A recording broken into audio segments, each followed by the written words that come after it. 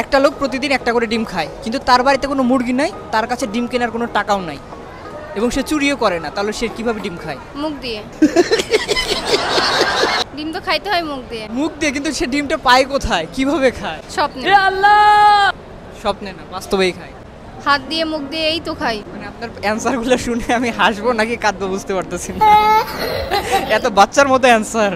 না মানে তার কাছে টাকা নাই, চুরি করে না, কেউ দেয় না, সে খায়। তার বাড়িতে মুরগিও নাই, তার বাড়ির সাথে মুরগিও নাই, তাহলে আমি এখন কি বলবো?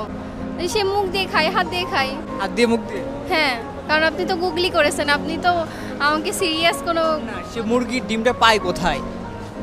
মুরগি তাকে তো পাইতে হবে। মুরগির পেটের থেকে। তার বাড়িতে তো মুরগি নেই। রাস্তাঘাটে পাই, তাইলে কোথাও একটা তো পাই। সে কোথাও থেকে পায়ও নাই, চুরিও করে নাই। তাহলে আমি ভাই সরি, জানি না। পারবেন না? না সরি। মাথা গুলাই গেছে। হ্যাঁ শেষ করে দিব? হ্যাঁ, করে দেন।